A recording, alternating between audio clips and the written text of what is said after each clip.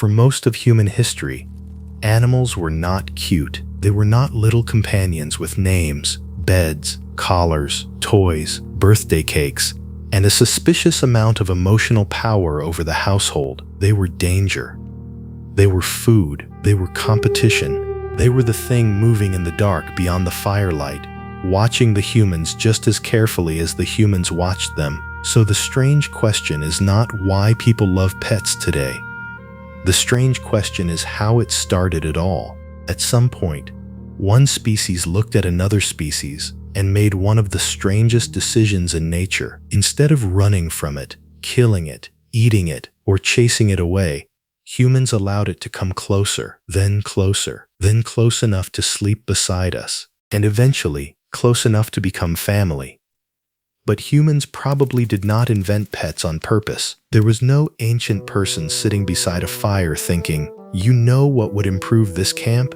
A smaller animal with complicated emotions that follows us everywhere and steals food. It probably began with something much less romantic.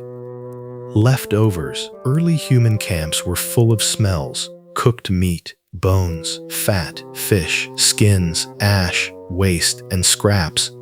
To a hungry animal, a human camp was dangerous, but it was also a reliable source of food.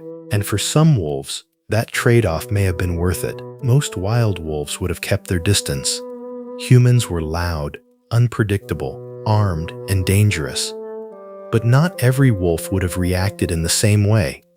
Some would have been slightly less fearful, slightly more curious, slightly more willing to creep toward the edge of the camp at night and take what humans threw away. Those wolves got food. The boldest and most aggressive ones were probably chased off, injured, or killed. But the calmer ones, the ones that could tolerate humans without attacking them, had a better chance of surviving near human camps. Over many generations, that simple pressure changed everything. This is one of the most important ideas behind domestication. Humans did not always drag wild animals into their lives by force. Sometimes animals came closer first, because humans accidentally created a new kind of environment. A human camp was risky, but predictable. It had food, it had warmth, it had protection from larger predators. And if an animal could survive around humans without causing too much trouble, it had found a completely new survival strategy. Live near the strange apes. Do not bite them. Eat their scraps. And slowly, the wolves best suited to living near humans became less like wolves and more like dogs. But the first dogs were not kept because they were adorable. They were useful. They could hear danger before humans could. They could smell what humans could not. They could warn a camp when something approached. They could help track animals. They could guard children, follow hunters, clean up waste, and scare away predators that might have been more cautious around a group with dogs. For ancient humans, that mattered. A strange sound in the night could mean death. A failed hunt could mean hunger. A predator near the camp could mean disaster.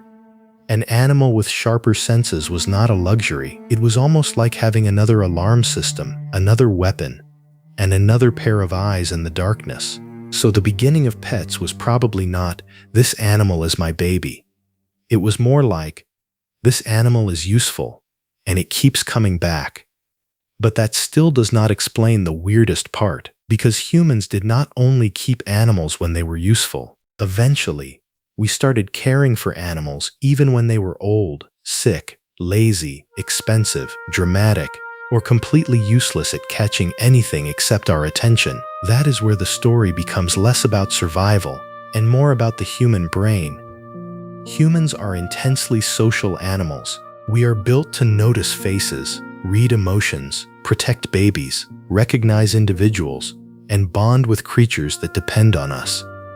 Those instincts evolved for other humans, but they do not only respond to humans. A soft face, large eyes, playful behavior, a small body, a familiar voice, or an animal that follows us from room to room can trigger the same emotional systems that make us care, protect, and attach. Pets may have hacked one of the oldest parts of the human mind. We see helplessness, and we want to protect it. We see loyalty, and we reward it. We see a creature return to us again and again, and we start to treat it as part of the group. And once an animal is inside the group, everything changes. It gets a name, it gets a personality. This one is brave, this one is nervous, this one is greedy. This one always knows when something is wrong. This one sleeps beside the children. This one pretends not to understand commands, but somehow understands the sound of food from 3 rooms away. The animal stops being just an animal. It becomes someone. This is especially true with dogs, because dogs are unusually good at reading humans. They watch our faces, they follow our gestures, they respond to our voices. Many dogs understand pointing, eye direction, tone, routine, and mood better than almost any other animal. To humans, that feels personal. A dog does not just live near you. A dog notices you. And when another creature notices us, we notice it back. That may be one reason dogs became so deeply woven into human life. They were useful enough to be kept, social enough to bond, and emotionally responsive enough to feel almost like members of the family. But not every animal could cross that line. This is important, because humans have tried to live with many animals, and most of them did not become pets. Some animals are too aggressive. Some panic too easily. Some need too much space. Some breed too slowly. Some cannot tolerate human control. Some may be beautiful, intelligent, or fascinating, but still completely unsuitable for life beside us. That is why domestication is rare. Humans did not simply choose any animal they liked and turn it into a companion. The animal had to meet us halfway. It had to tolerate us, breed near us, respond to our environment, and survive in the strange social world humans created. Wolves had the right ingredients. They were social. They lived in groups. They cooperated. They communicated. They could understand hierarchy, attention, and group movement. In a way, wolves already had some of the tools needed to join another pack. Humans just became the strangest pack on Earth. Cats were different. Cats probably did not become close to humans because they wanted to obey us, because that would have been very unlike cats. Their path likely began later, when humans started farming and storing grain. Stored grain attracted mice and rats.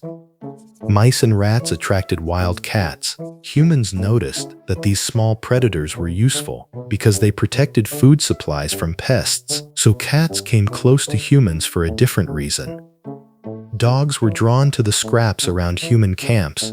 Cats were drawn to the animals drawn to human farms, and humans, being humans, eventually looked at these tiny hunters and thought, yes, this little murderer can stay. Cats were useful. But again, usefulness was only the doorway. Over time, people did more than tolerate them. They fed them, protected them, carried them across seas, painted them, worshipped them, complained about them, and somehow continued to let them sit exactly where they were not supposed to sit. This is the strange pattern behind pets. Animals entered human life through survival. Then they became familiar. Then they became individuals. Then they became emotionally important. And once that happened, humans began doing something very unusual. We started giving resources to animals that were not our offspring and not even our species. We fed them, we protected them, we mourned them, we let them into our shelters, our routines, our stories, and eventually our identities. This is why pets are not just a modern luxury. The modern version may involve tiny sweaters, expensive food, and people speaking to dogs in full sentences as if they are unpaid therapists. But the emotional root is much older. At its core, a pet is an animal that has crossed an invisible line. Outside that line is nature. Inside that line is us. That is why losing a pet can hurt so much. To someone outside the bond, it may seem irrational. But to the human brain, the animal was not just decoration. It was a companion, a routine, a familiar presence, a source of comfort, and a living creature woven into daily life.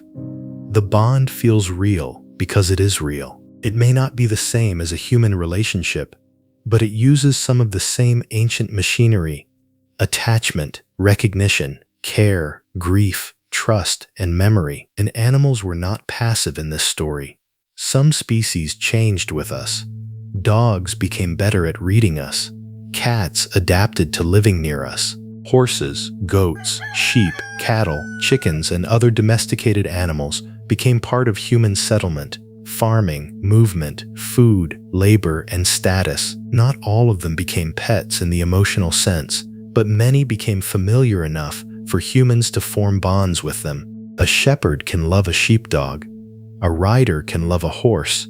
A farmer can recognize the personality of a cow. A child can become attached to an animal that adults see as practical. That is the strange overlap where pets were born, the space between usefulness and affection. First, animals helped humans survive. Then some animals learned to live with humans. Then humans started recognizing them as individuals, and somewhere along the way, an animal beside the fire became more than a tool. It became a companion. So why did humans start keeping pets? Not because ancient humans had spare time and wanted something cute. Not because they planned to create emotional support animals with paws, and not because humans were always gentle with nature. It began because certain animals could survive near us, and we could survive better near them. But survival opened a door that emotion walked through. A wolf at the edge of the camp became a warning system.